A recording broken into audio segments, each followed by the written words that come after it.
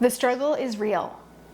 Picky kids, like, it's a thing. And we've experienced it firsthand. Yes, we have. My son is to the point where he will now eat like a vegetable. He's doing better than your daughter. Yep, progress. He will eat carrots. He'll eat mushrooms and onions. And that is thanks to the ground beef stroganoff because he loves it. And I'm like, but there's onions and mushrooms in it. He goes, it's okay. So now he will actually in other dishes. He's 15, so he's coming along. Broccoli, we're not there yet. But it was years of struggle. Mm-hmm. And I've got a few picky kids, but my daughter, my oldest daughter, is like the pickiest by far. And even though she's an adult now, it doesn't matter. She's still like bread, cheese, meat. That's it. Like no vegetables, no fruit. No fruit either, hey? Never. When she was 3 years old, we had a bunny costume, and while she was wearing the bunny costume, we could get her to nibble on a carrot. Only when she was wearing the bunny costume. And so, as you can imagine, we had her wearing the bunny costume often. But she kind of outgrew that. Well, she outgrew the bunny costume, but even before that, she outgrew the novelty of... She knew she was being manipulated. Definitely. We even tried one time to like have her eat peas as if you're taking a pill. So you're just like putting a pea in your mouth, taking water and swallowing, but she... like that she was on fly. to you. So we definitely have had our struggles with picky kids. I've got some other kids with allergies, even some life-threatening allergies. So if you are struggling because you've got allergies or picky kids or a picky spouse, then we understand and we've got you covered, because in this video, we are going to be showing you some tricks for how to maybe expand your child's palate or your partner's palate. But we're also going to be sharing with you some kid-approved, picky eater-friendly recipes and showing you some modifications that you can make, because freezer meals are super customizable. The first recipe we're going to share with you is ranch chicken bites. It is super easy to put together and surprising how popular it is among even the pickiest kids. So for this, you're going to take some boneless, skinless chicken breasts and you're gonna cube it while it's raw. You're gonna add that into a freezer bag, throw in some olive oil and some dry ranch seasoning. That's it, that's all, 3 ingredients. So obviously this recipe is popular with parents too because it's so simple.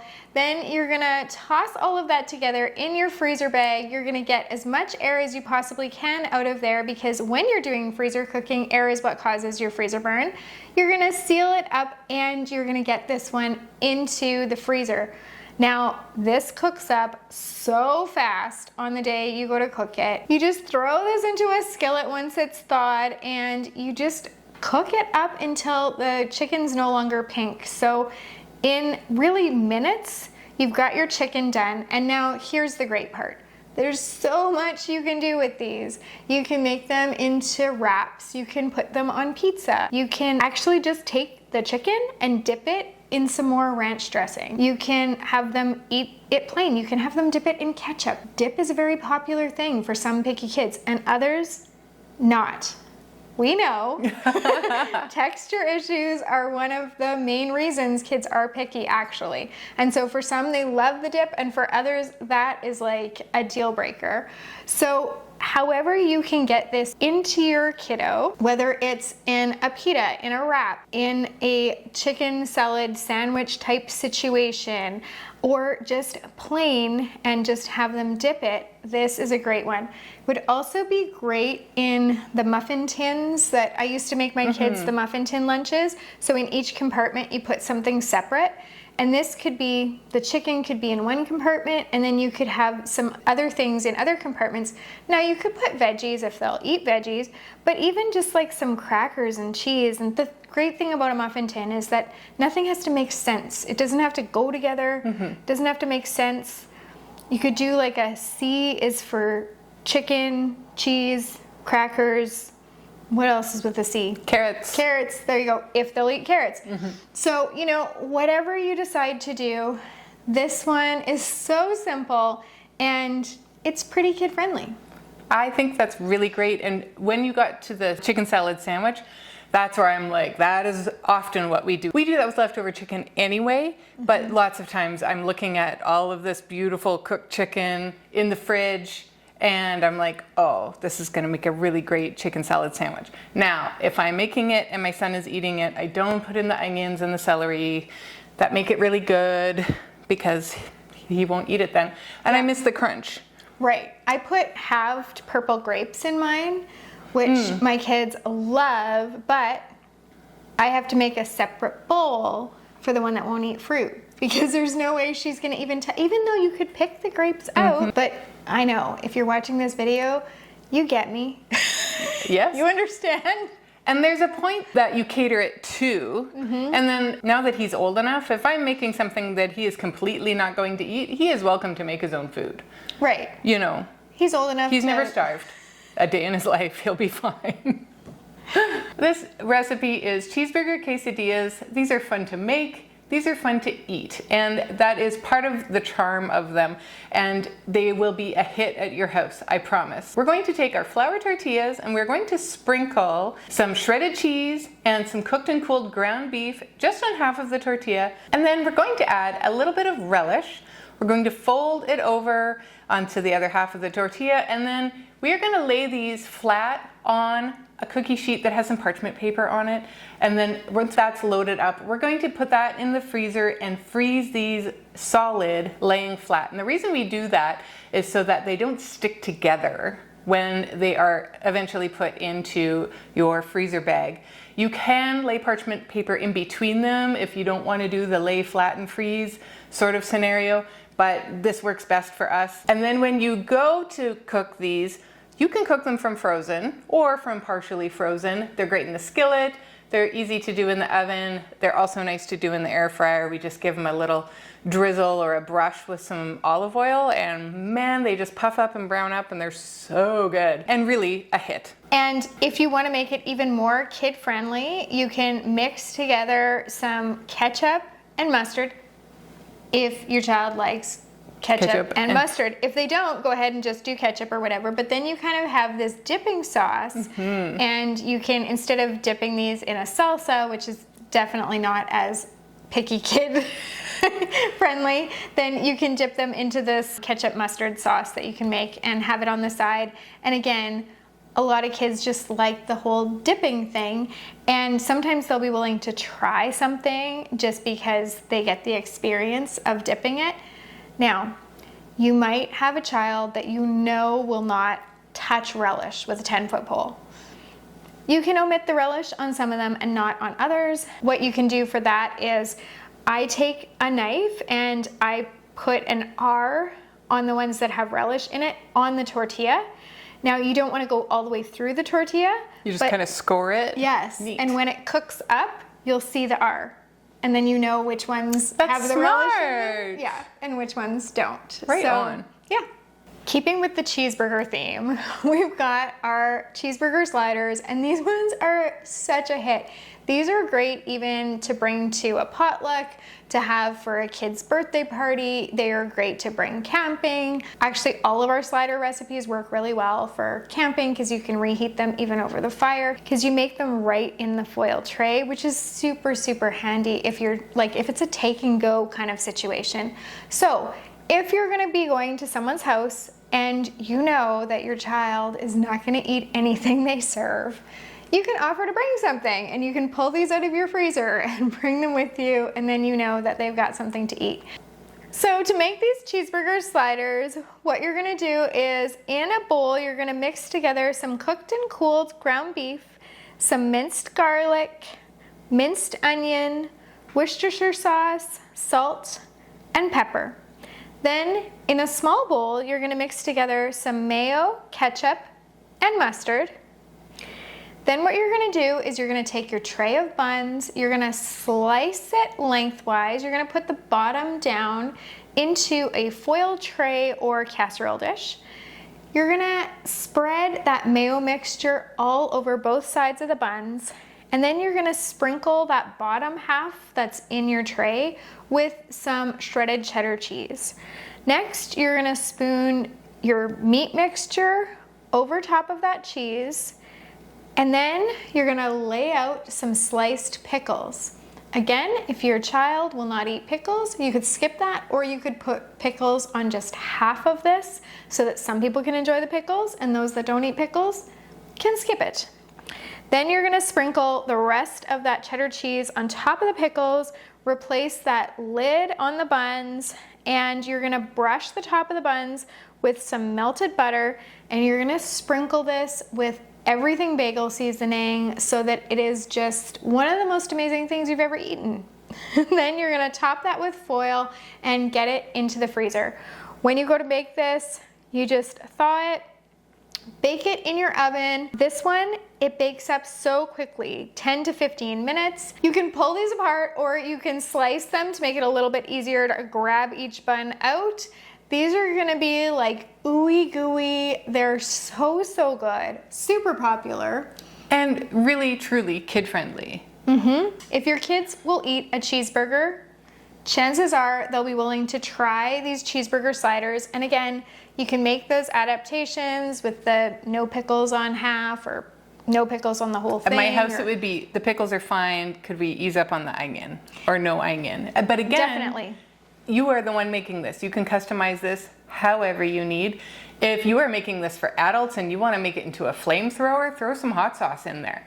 Throw some, what are those little peppers that are the banana peppers? Throw some banana peppers in there. Like, this can be all kinds of things. It could be a mushroom Swiss cheeseburger. The sky is the limit, but for the kids, stick to the basics and it'll be a hit. And the nice thing is that we made the cheeseburger quesadillas before, and then we're making the cheeseburger sliders. The awesome thing is that's gonna save you time because you've got the same ingredients out. You're prepping your beef, so you're just browning a little bit more beef to be able to make both of these recipes instead of just one. We'd actually recommend that you double both, and then you're gonna end up with even more meals and less prep time.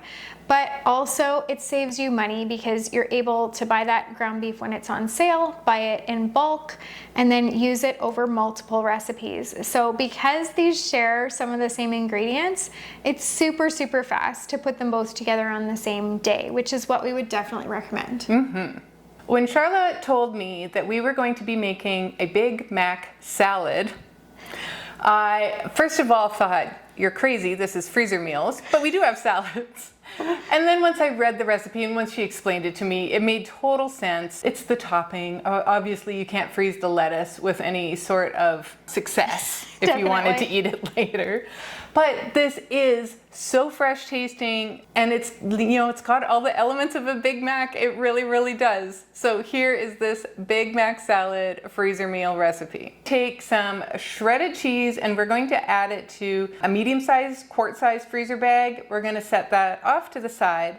And then in our large freezer bag, we're going to add our cooked and cooled ground beef, some salt, pepper, garlic powder, minced onion, some finely diced dill pickles, and that is it. You're going to mix that around in your bag, and both of the bags you want to remove that excess air and seal them up, and then you can staple these bags together so that you have almost everything you need when you go to make this. When you go to make this, you allow it to thaw, and then you are going to cut or shred a head of iceberg lettuce. You can warm up the ground beef mixture if you like, so you can do it in the skillet or in the microwave. And then you're going to make your salads, put them in their bowls, put the topping on, and then add Thousand Island dressing, and if you want, you can add in some diced tomatoes as well.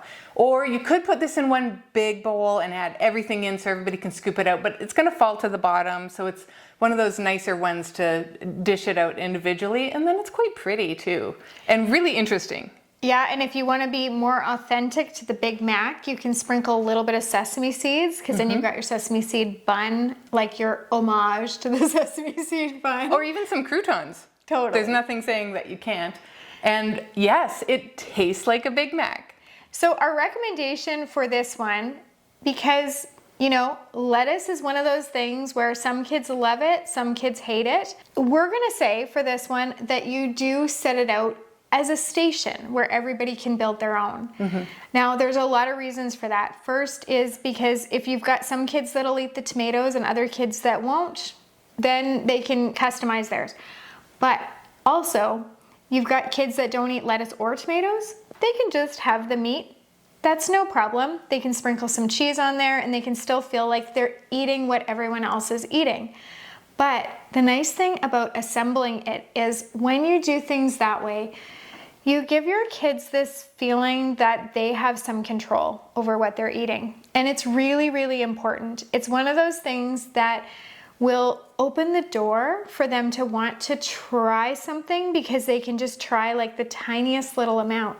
You might find when you set it out this way that you've got a child that has never been willing to eat tomatoes that will try just like one little diced tomato and add it into their bowl because they have that control. And they know that they don't have to eat more or less of anything. This is for them to decide. You don't need to push them on, oh, hey, why don't you try this or that this time?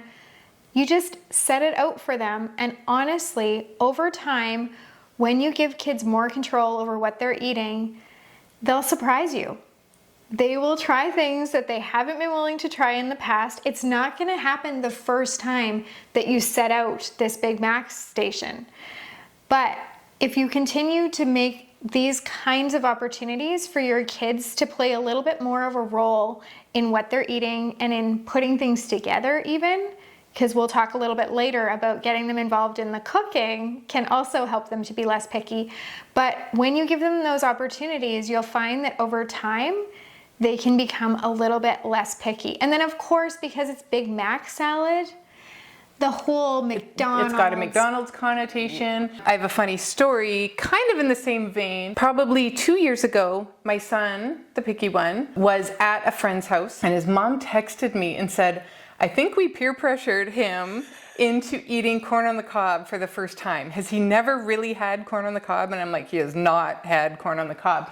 But what was happening was he was watching this family, they have parents and 2 boys, raving over how good the corn was, and it was buttery and it was salty and it was dripping, and they would go back for seconds and they just loved this corn on the cob. And so finally he's like, I need to know what the fuss is about. And he had it and enjoyed it, and that's when his mom texted me. We peer pressured him. But it was kind of the same thing. We've had corn on the cob many times at our house. He has never had it.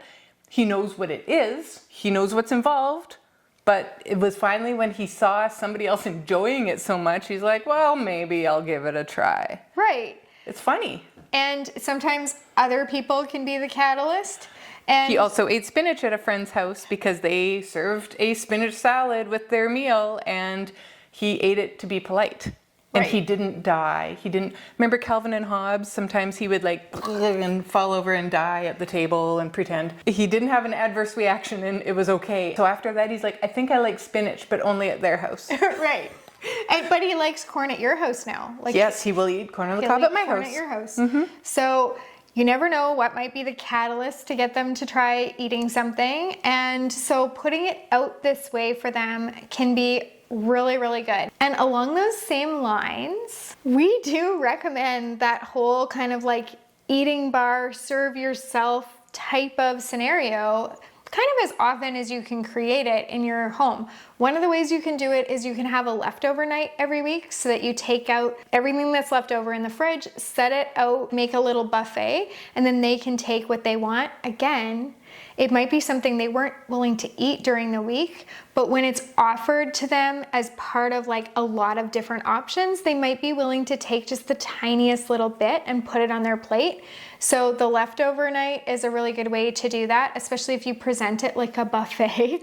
Another one is like pancake toppings or pizza toppings where everyone makes their own pizza. You can do the walking tacos where they can pick their own whatever's going in their bag. The walking taco is, or tacos in a bag, sometimes people call them. It's like when you get a bag of chips, sometimes it's Doritos, sometimes it's Fritos, sometimes it's Just taco chips. Yep.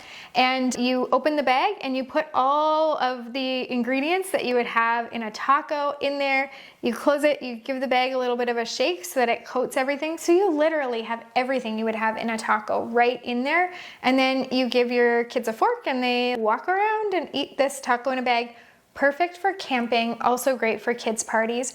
But, you know, tacos, nachos, we do nacho bars pretty often. Actually, they're a huge favorite around our house. Let us know in the comments what other ideas you have for a serve yourself or create your own. You know, you can do obviously an ice cream sundae bar, omelet station. There's all kinds of things. So let us know your favorites in the comments and maybe we can expand what we do at our house too. Totally. We're always looking for ideas like that.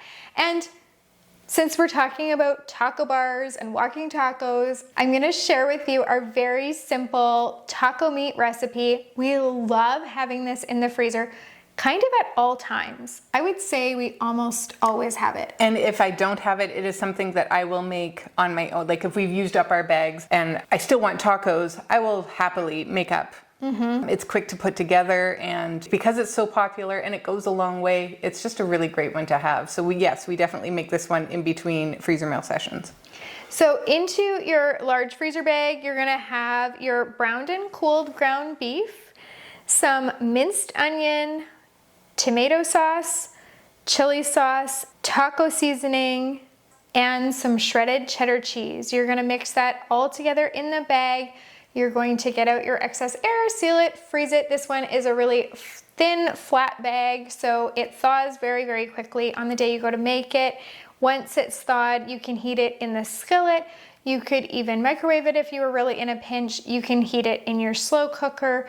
And this one is so great for, of course, tacos, walking tacos, on top of nachos, taco bowls, taco salads. We've made a pasta with it quite often. You cook up some pasta, you mix this right in. After you bake it, you can throw on some diced tomatoes, you can serve it with some sour cream, you sprinkle it with some cheese and bake it in the oven. It's taco meat. There's so many options. There really is. And it is the best taco meat. Out of any cookbook I've seen, it's just the best.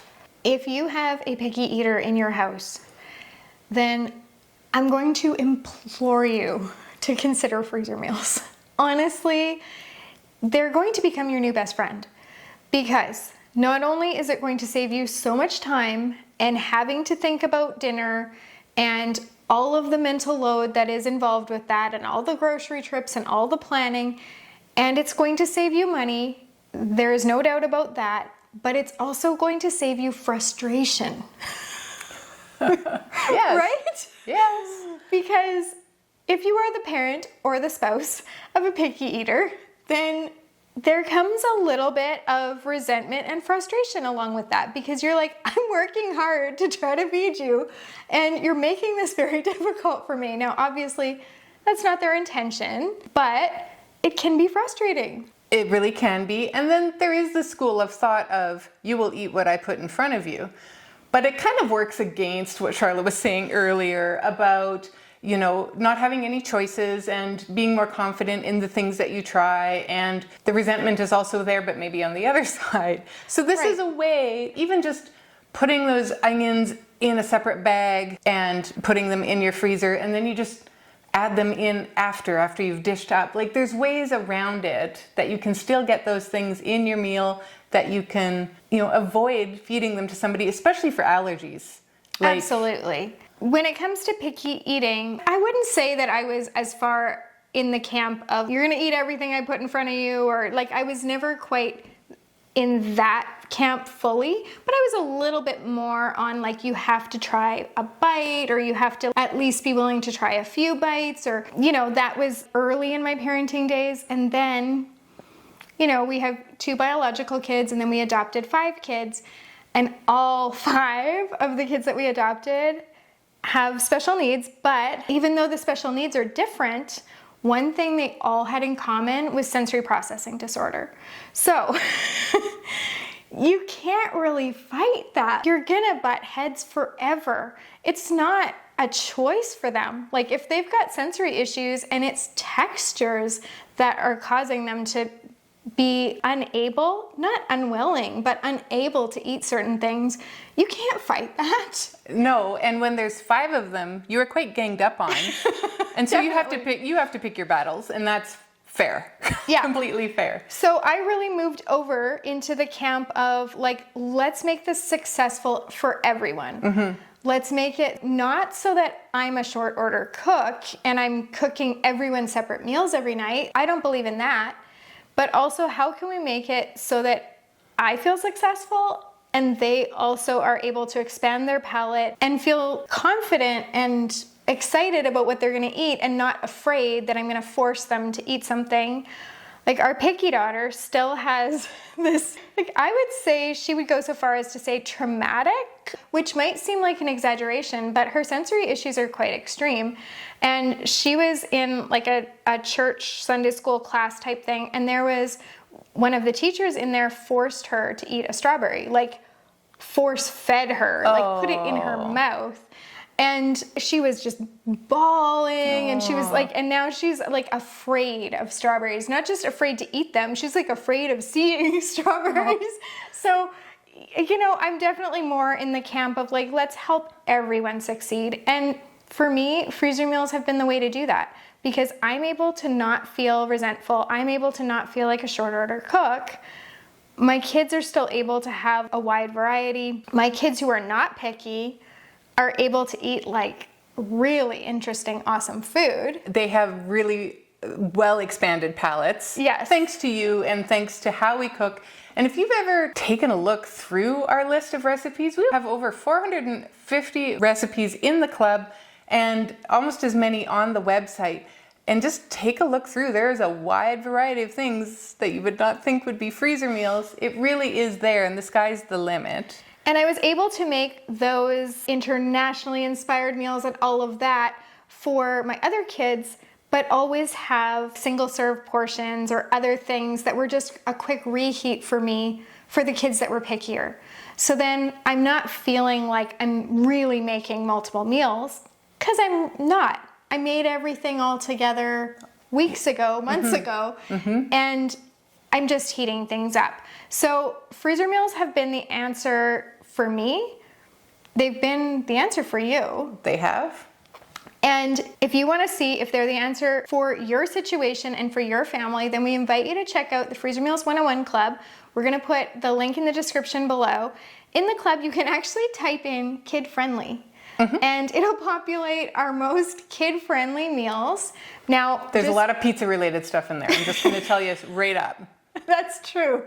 There is a lot of pizza-related recipes and some taco-related, multiple cheeseburger-related. Yeah, multiple cheeseburger-related type recipes. Lots of sliders and sandwiches, and you know, we've got the typical kind of kid-friendly meals. And we've got lots of snack and breakfast, grab-and-go options, all the things so that you can help yourself and your kids succeed at this whole eating thing, which happens every day, no matter what. We've also got filters in there that'll make it easier for you if you've got people in your household that have allergies. There's so many adaptations you can make for freezer meals. They're so customizable. And our recipes especially are very customizable. But one of the things that I've done is we've got several kids that are lactose intolerant. So sometimes because often the cheese will be in a separate bag and then you sprinkle it on top on the day of cooking. Like with that Big Mac salad where it's in that bag and then you're just sprinkling it on the day that you go to serve it. Well, for me, what I do is I sprinkle it on, like if it's a casserole or something, I sprinkle it on half or 3/4 of the casserole. And then the kids that can't have dairy can have their scoop out from the side that doesn't have the dairy on it. It's such a simple fix. And it's something where I'm kind of embarrassed to say that it took me longer than it should have to figure that out. So I'm sharing it with you in case this very obvious answer hasn't occurred to you either. No, that is good. That is super helpful. And we have a lot of gluten-free. We have a lot of, even if you type something in that you can't have, then you can avoid that, right? Or if you have a good substitution for it.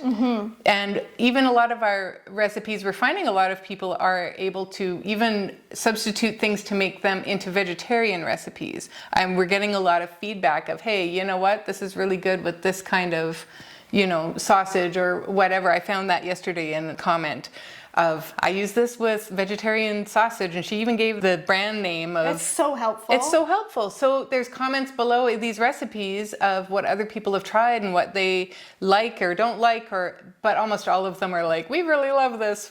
We ate it all. And it's true.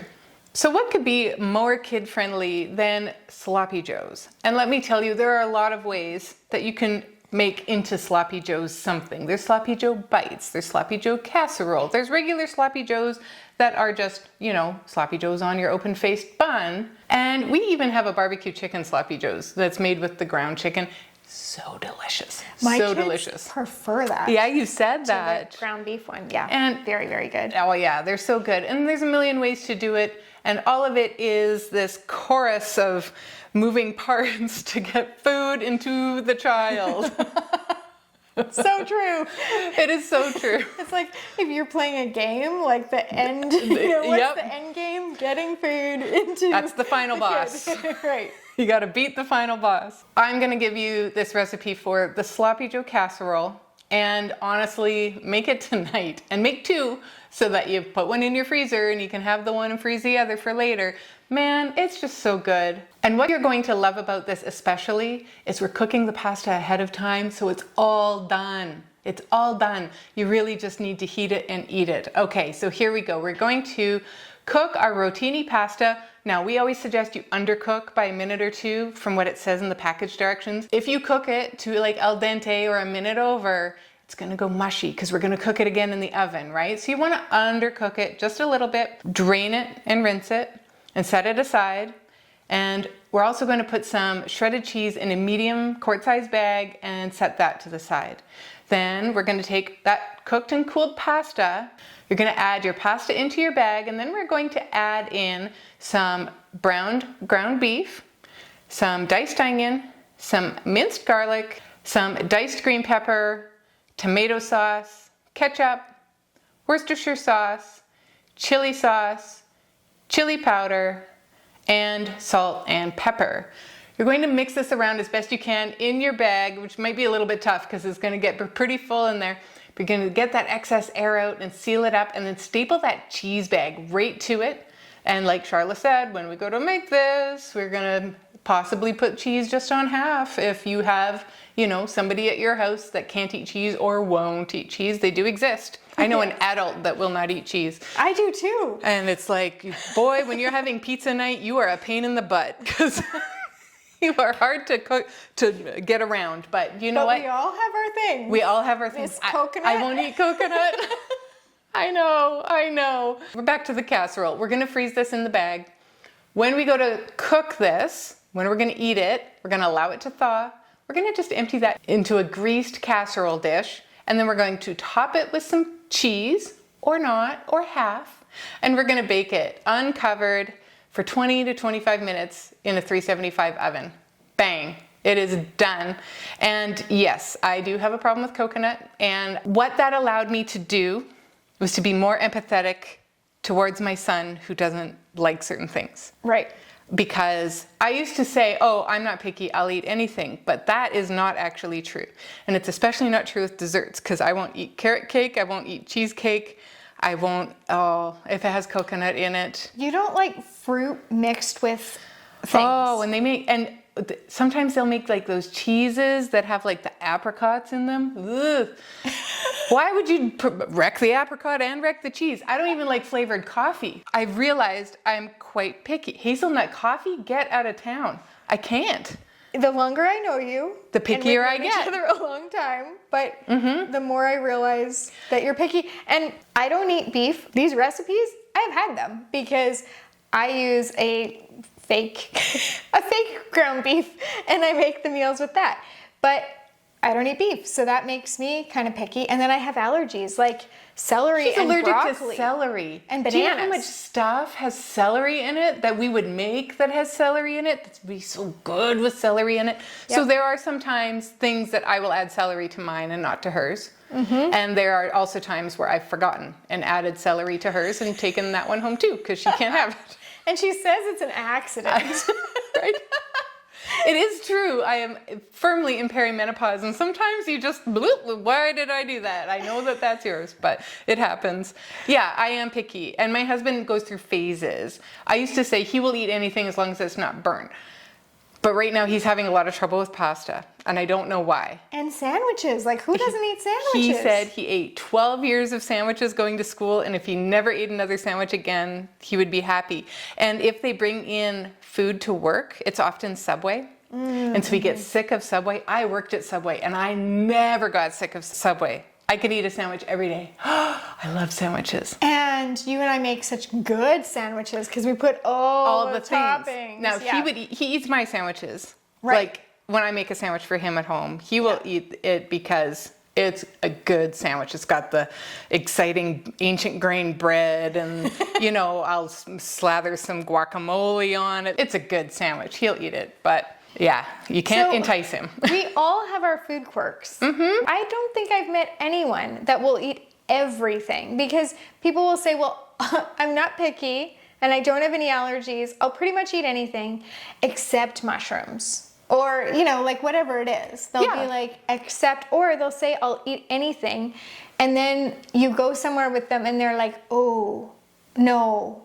Sushi is like, I would never do raw fish. You know, Right. so whatever it is, we all have our food quirks, which does make us more empathetic to other people that have the food quirks, whether it's our kids, our friends, our partner, you know, so yeah. We have become a judgment-free zone on the pickiness because what are we going to do? We would be hypocrites if it was anything else. Absolutely. And I do have to tell you, we don't have the recipe for this today. It is on freezermeals101.com, so you can go have a look for it. But it is corn dog mini muffins. And I'm bringing this up because yesterday I was just rummaging through my freezer and I noticed I had a package of hot dogs that had just been there a while. And probably from a sale last year. Probably, and we're heading into barbecue season, so I'm gonna replace them, but they're not freezer burnt yet. Like, they're not gross. I don't have to throw them out, but I need to use them up. So I pulled them out and I thought, what am I gonna do with 12 hot dogs? I knew exactly what to do. I went into the Freezer Meals 101 Club and I found the recipe for the corn dog mini muffins. And then I had to search all over the house for my muffin tins because I don't use them all that often. I did find them with the big muffin tins. I really thought I had moved them. And so I made these, and you cut them into 4 and you make your muffins. But the best part about it, because I only had half the amount, I could change the serving size in the club. Oh. Instead of making 120 of them, I could make 60. Right. And I think in the end I made 83 because once I ran out of the hot dogs, I just made the regular mini muffins on their own, the mini cornbreads. And I'm like, what am I going to do with all of these? Because I will tell you, I've fed them to my kids in the past. They're only like okay for them. And my kids are I know, wild and I for love them. Yeah. And so I'm like, well, my son had football. They had a spring camp and it was like the game of the spring camp. And I'm like, I'm going to pack these up and they're going to football as a snack. I'm going to feed a bunch of high schoolers. And I almost didn't get them there because my husband ate a third of them.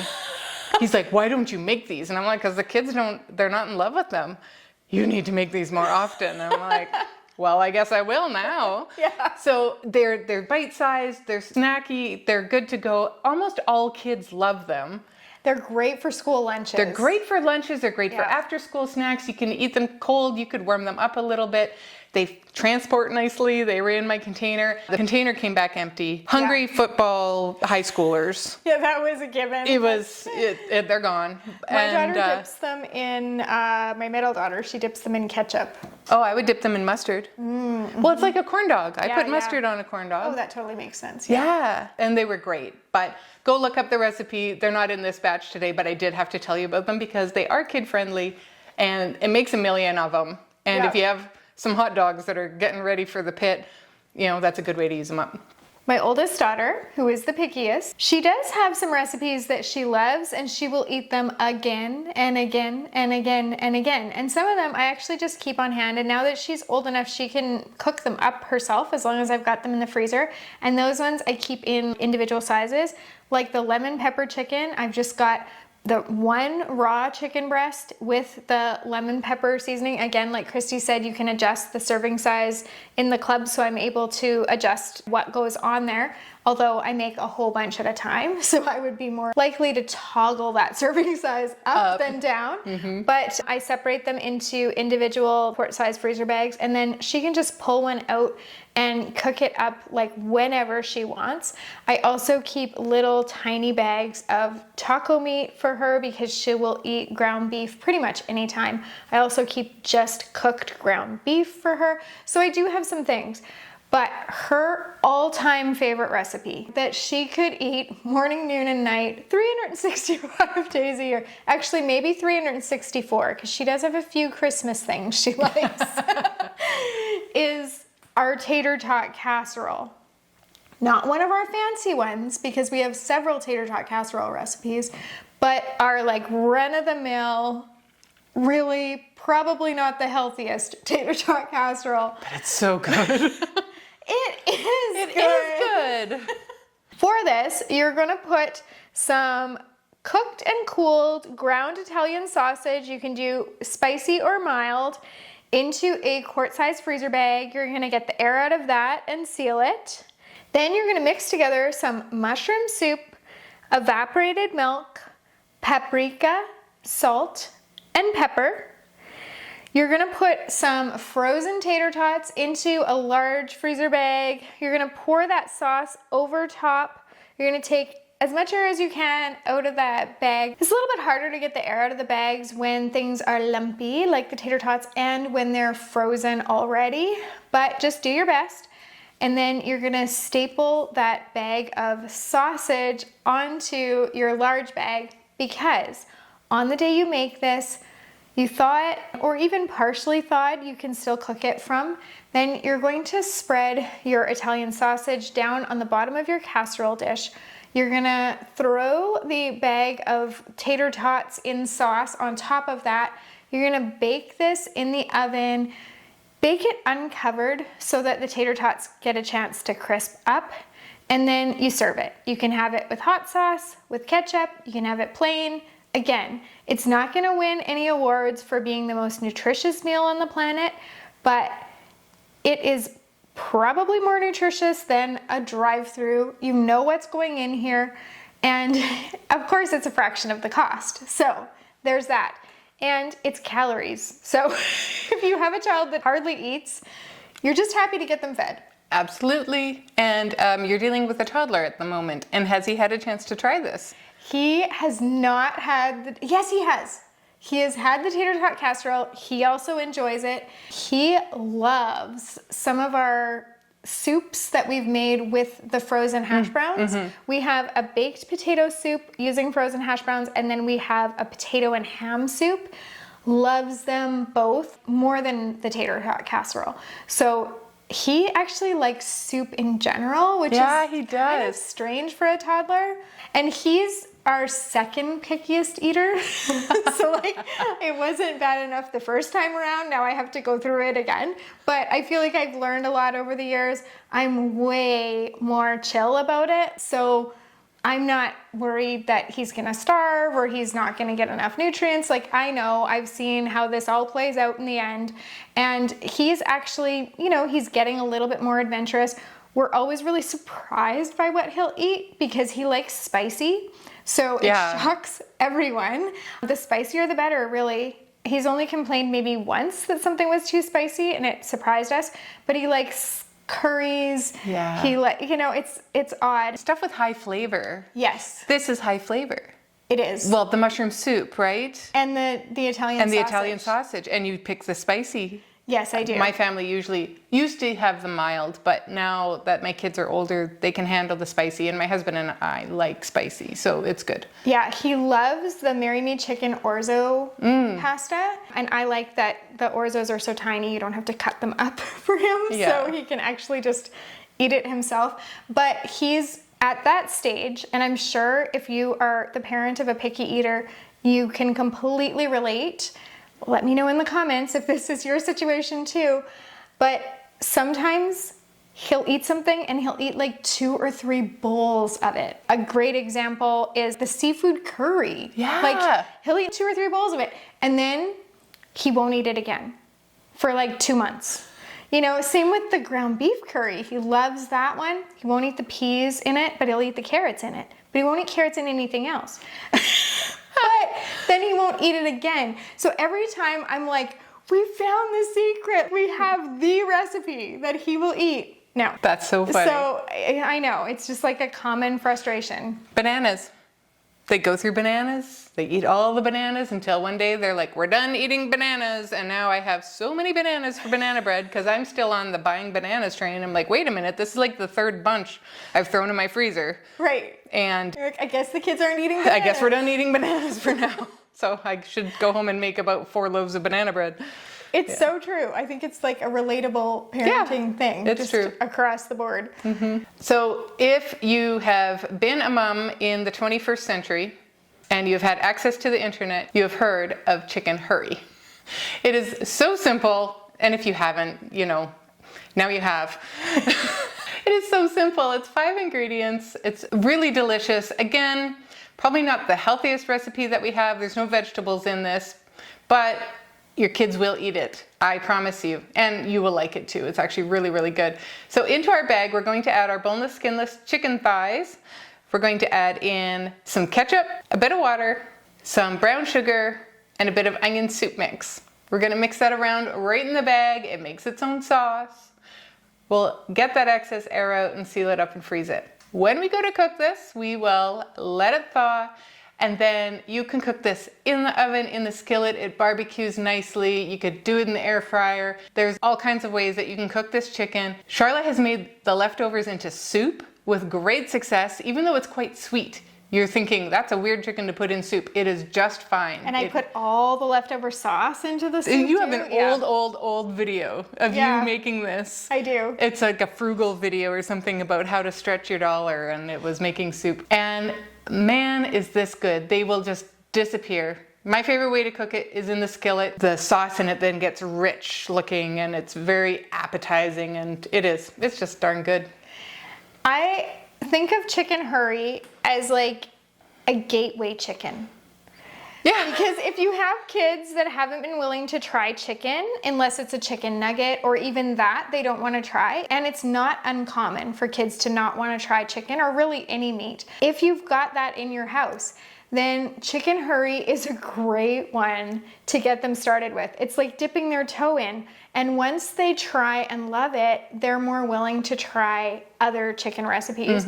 We actually have friends that we ran into them recently, and she was telling me that 10 years ago, I gave her a different chicken recipe, sticky chicken. It is also on our website, and it's good. It's got peanut butter in it. So it's one of our daughter's favorites. Again, same daughter, same picky one. But she said that I gave her that recipe and her son was willing to eat it. And it's the first time he'd ever finished or really eaten chicken. He would only have half a bite of chicken before that. But once he had the sticky chicken, it made him venture into other chickens and be more open to trying other chickens. So whether it's the sticky chicken or the chicken hurry, if you can get something like that and get your kids to try it, they're more likely to want to try other chicken recipes. And then you can go for the healthy ones. Yes, this one has sugar in it. Yes, the sticky chicken's got peanut butter, which actually isn't all that unhealthy. But what I'm saying is you start with this because it's a means to an end. And you can have it sometimes. Right. You know, you can still have it sometimes. One night at my house, I don't remember exactly what I was cooking. I want to say it was a whitefish. It was probably either cod or like bassa fillets or something. And I put it in front of my son. I made his plate. And he started eating it and he's like, Mom, this is so good. What kind of chicken is it? And I'm like, oh, what kind of chicken is it? It's lemon butter. I never said one word, one way or the other. And he ate it. And both my kids like fish. Right. Which is funny. We're in landlocked Alberta. People are very polarized about whether they eat fish or not. A lot of them will eat salmon, but not any other fish. Or, you know, I found walleye at Costco. And I know that it came from a lake around here. And that was, I'm like, oh, we get to have the walleye. That's exciting. That is good fish. I do find that people here are, like you said, one way or the other. And my husband's family, my husband has from a giant family, like over 100 people in his immediate family. And he grew up not eating fish. His mom can't even stand the smell of fish. She grew up in Holland during the war, and so she had to have cod liver oil every day, not the pills, the actual oil on a spoon. And so that ruined it for fish so for her. She can't even do the smell of fish. And so their whole family didn't eat fish, and they all thought they hated it. But as they've gotten older, some of them still won't try it, but the ones who have are venturing out more and more and more. And of course, my husband, he's married to me, so he's had opportunity. He's quite adventurous with his food choices now, and he will eat sushi. Yes. And you were in Portugal recently, and you ate all kinds of weird things from the ocean. Yeah, and he's had it all. I mean, octopus, of course, salmon and cod, and like tilapia and shrimp and scallops, and they're not all his favorite. Lobster, crab, like all the things. He does not like crab. He finds it too sweet, but he's been willing to try all of this, which I really appreciate. Now, our kids, again, some super adventurous, and of course, we do have one or two that have never tried fish because they're just, you know. Mentally, they're just like, nope, not doing that. Christy was saying earlier that kind of anything with pizza in the title tends to be pretty kid-friendly. So we have a lot of pizza-inspired recipes. We've got pizza pinwheels, pizza soup, pizza tater tot casserole, pizza casserole, pizza buns, you know. Mm-hmm. We've got all the things. We've got little mini pizzas, pizza sliders. Those are good. They are good. Those were kind of in the running for featuring in today's video, but I chose cheeseburger sliders instead, but it would be close. Yeah. So this is our pizza casserole. For this one, you're gonna put some small pasta. We like to use a small shell or macaroni noodle into a medium freezer bag. That's a quart size bag. You're gonna seal that and set that aside. Then into your large freezer bag, you're gonna put some cubed ham, shredded Parmesan and mozzarella cheese, some minced onion, some minced green pepper, tomato sauce, Italian seasoning, and red pepper flakes. You're gonna squish that together in your large bag. You're gonna get out your air, seal it. You're going to then staple those bags together above the seal so that you have everything you need for the day of cooking. You're gonna get this in your freezer. This is one that you can cook on the stovetop, or you can cook it in your slow cooker. It's so super easy because the pasta can cook up right in with everything else, so you don't have to dirty another pot. So you put the pasta right in towards the end of cooking, and it cooks up right in that sauce. So this is one that, you know, it's an all-in-one meal. It's a one pot, which means less dishes, so it's super parent friendly too. I do want to talk a little bit about the ingredients in here. So there was red pepper flakes. If your kids don't like spicy, don't use red pepper flakes. There was onion and there was green pepper. Now, if your kids absolutely hate onion and they can detect it in anything, you could do onion powder. You could omit it altogether. It's still gonna have plenty of flavor. Now, for the green pepper, you could add it on the day of. For people that want green pepper, you could try to pick around it. I don't necessarily think that's the best option. You could omit the green pepper, and then maybe you could ask your child if they want to start making some meals with you. Now, there's 3 options for making meals. You can have them help with assembling the freezer meals. You can have them help with cooking the meals because the instructions are right on the bag. So when your child is old enough to read, and you can obviously depending on their age, whether they're using the stove, those kind of things. Obviously, it's going to be age dependent, but really, once they can read and they have your help, they can cook these up because the directions are right there on the bag. So you can have them cook at assembly or on the day of cooking, or you can have them help with both. The thing about having your child help with cooking is, again, you're giving them more choice. As you're assembling it, you're saying to them, like, we're making 2 of the pizza casserole. How about we do 1 with green pepper, so that maybe that day you could try the green pepper, and 1 without, because you're not sure about the green pepper. Now, they might agree, they might not, but it's still having them scoop the green pepper into this. There's just an element of them being involved in the process and understanding what went into the meal that increases the chance that they're gonna try it. So it's just one of those things where, yes, we're gonna adapt ingredients, but we also invite you to have your child help with the cooking. It does help what they're willing to eat. It does help, and if you grew up in my house, my mom would be the kind of mom that would say, would you like green pepper or red pepper? Right. And you still get a choice. Yep. It also worked for, would you like to weed or vacuum? You had a choice, but it wasn't to sit on the couch. Definitely. Yes. But I like that. Is it, Yep. do you want green pepper or red pepper? And that's Do you want onions or shallots? Do you want, I don't know. onions or onion powder? Do you want ham or pepperoni? Like, really, they have some element of control. You're absolutely right. And then they're invested. Yeah, the red pepper and green pepper, that's a little tricky. Right. But yeah, at my house, it was just, there wasn't really a choice. This was your choice.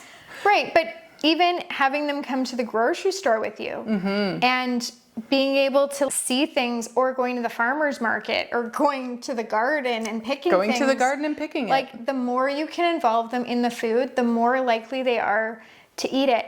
And also, there's that pride when they're able to say to their siblings or an aunt that comes over, or a friend or whatever, I helped make this, or I made this, then they're more likely to want to eat it because they have that pride of, I did this. Right. So that's just another one of our suggestions for your picky eaters, is get them involved and get their feedback. You know what? I didn't think of until just now, but when our kids were little, I got this suggestion from these recipe books.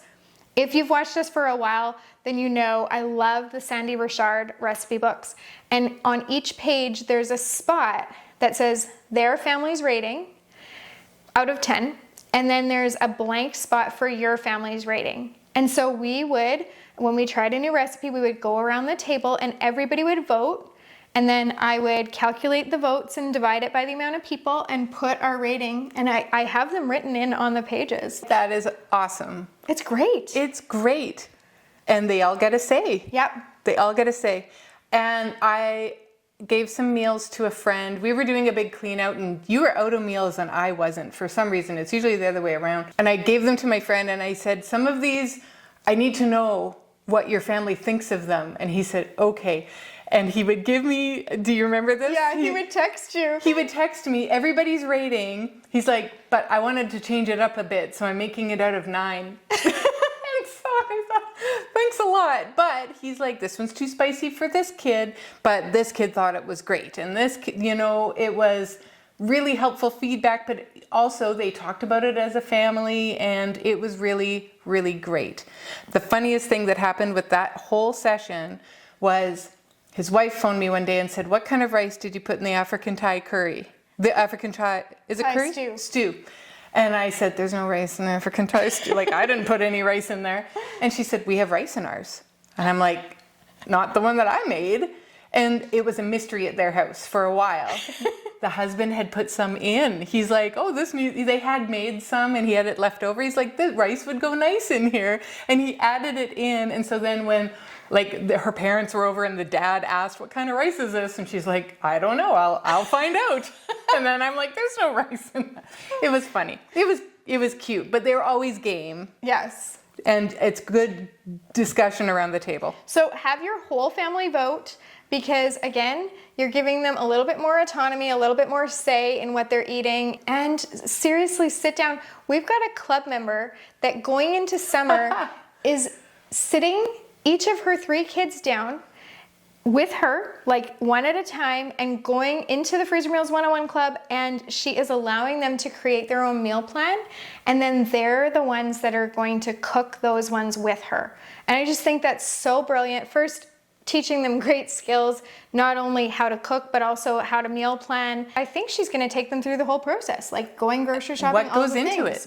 And so I just think that's so awesome. And bonding. There's something about, well, even the research proves it, especially boys, when you're side to side, like shoulder to shoulder, when you're driving or walking or cooking next to them, they're more likely to open up and share things that they wouldn't normally share with you, especially if you're sitting across from them, like at the dinner table or whatever, and you're like, how was your day today? You're gonna get a one-word answer, like, fine.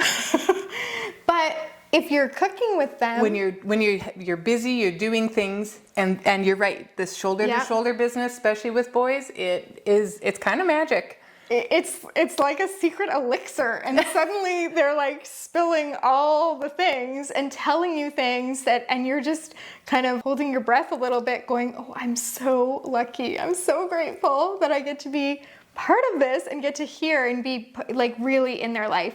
So yeah, cooking with kids, highly recommend.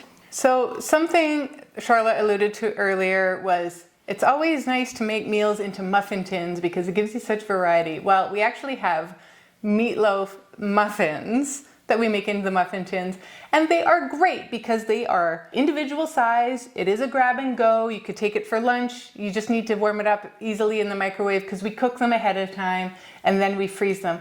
And they're just really delicious. And they're cute. Anything in a muffin tin is cute, like your corn dog mini muffins you're talking about. Yes, totally. Kids are more likely to eat it if it's in a muffin tin. It's totally true.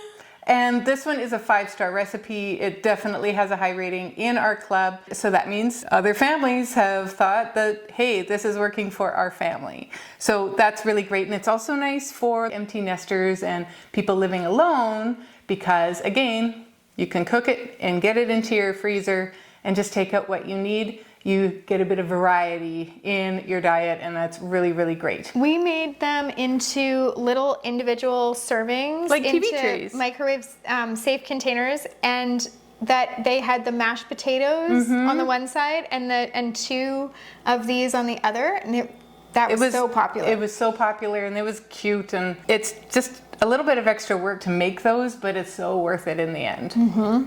So in a large bowl, we are going to mix together our lean ground beef, minced onion, finely diced green pepper, breadcrumbs, Italian seasoning, barbecue sauce, Worcestershire sauce, ketchup, chili sauce, some salt and pepper, and 1 egg lightly beaten, and parsley.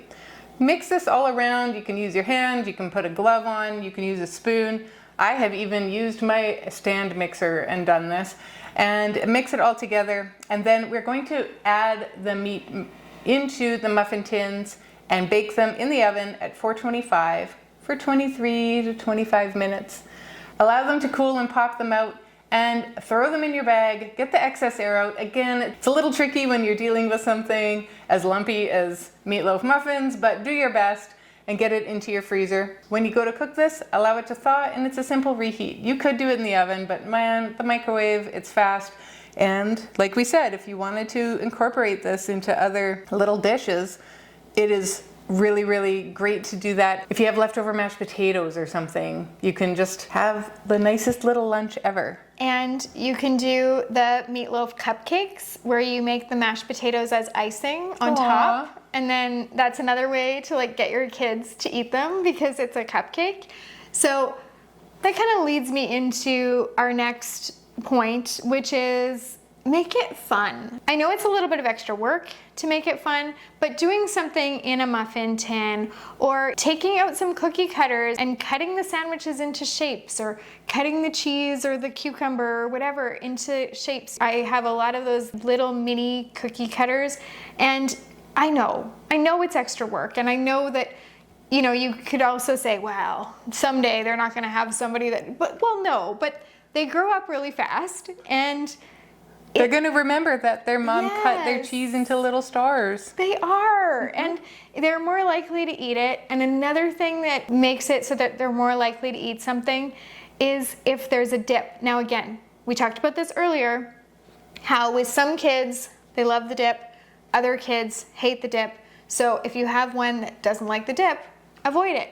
But if you have a kid and you notice that they just love to dip, you know, you get those dino-shaped nuggets and you dip it, or the French fries and you dip it. With my son, my oldest son, this is going back a long time ago now, he ended up not being a picky kid, but as a toddler, he was quite picky. But we noticed that he would dip.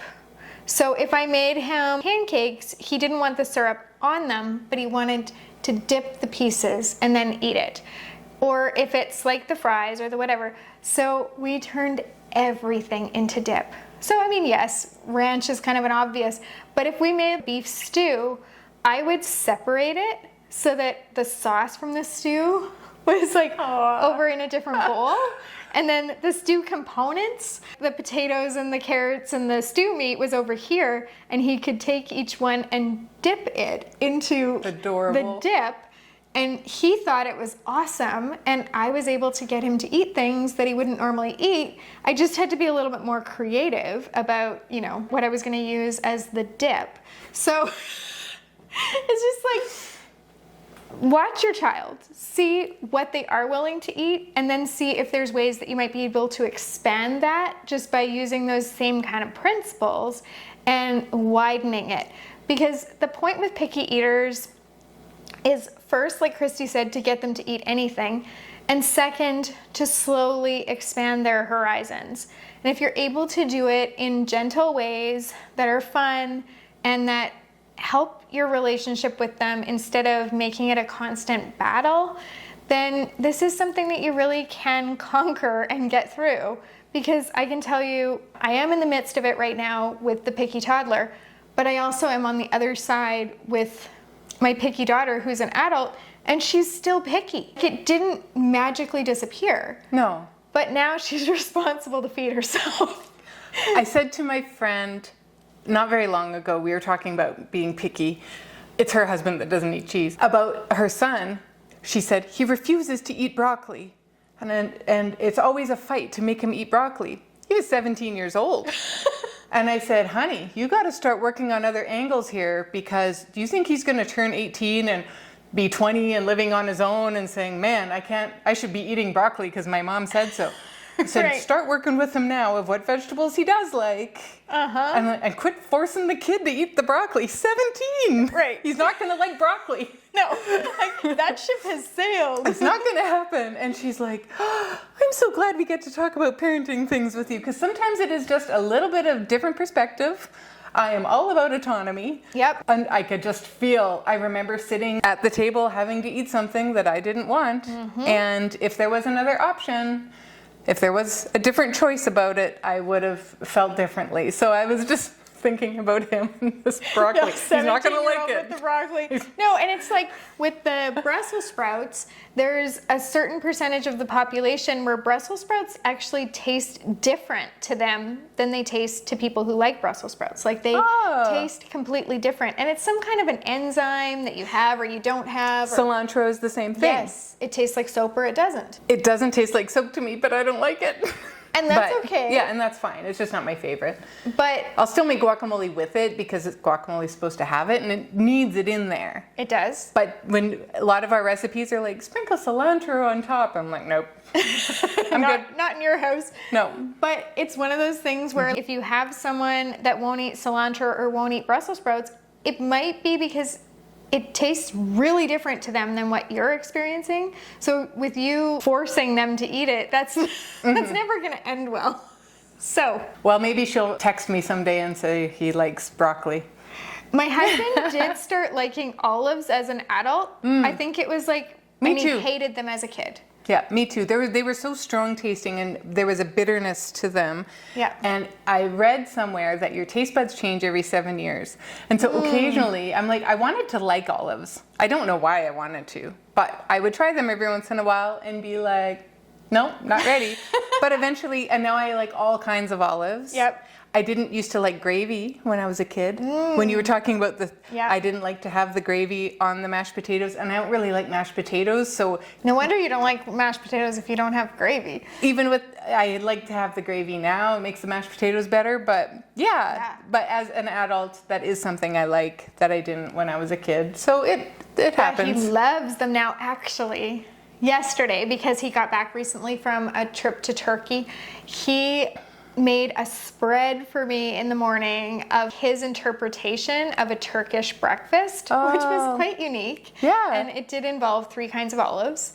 And there was some other things. He had clotted cream and honey mixed together, and then peanut butter and honey mixed together, and a few other saucy kind of dip things that you put on a croissant or some kind of bread or pastry or whatever. We had mini croissants, but he made me this That's cool. spread to like share what one of the things that he had done on that trip was, and it was very sweet. That is really and cool. We invited one of our daughters because she was home, and we all sat outside and ate it, and yeah, it was actually really nice. But this is the husband that didn't like olives, and now 3 kinds of olives yesterday morning. So your taste For breakfast, can no change. less. Exactly. And your child or your spouse's taste can change too. I hope that some of the tips that we've given you, and of course the recipes, help you to get your picky eaters actually eating and maybe even helping you in the kitchen. I really hope that the biggest thing you took away from this was that freezer meals might be the solution for you. If you've got those picky eaters and you're looking for something to make your life easier and to lower your frustration level. So I invite you to check out the links below. You'll find our website, our Freezer Meals 101 Club, where you can create custom meal plans using any of our tried and true recipes. You can print off your shopping list, your prep list, your printable labels with the cooking instructions that even your preteens and teens and spouse can cook up for you, and it just takes the guesswork out of freezer cooking. And lastly, I'm going to invite you to check out our new Dinner Reset cooking class. It is a free cooking class. You'll find the link below, and that has you cooking up 10 meals to get them in your freezer. They're family friendly. There is more vegetables than what we represented today in those meals. So, you know, your picky eaters may or may not love them, but there's some really, the one pot taco spaghetti in there is a picky eater heaven, combining taco and spaghetti. Like, yes, please. So we invite you to join us in that cooking class, because at the end of that, you're gonna get to experience the freedom that comes with having meals in your freezer, not having to worry about what's for dinner again. Thank you so much for joining us today. Hit like and subscribe. We hope to see you again, and happy cooking.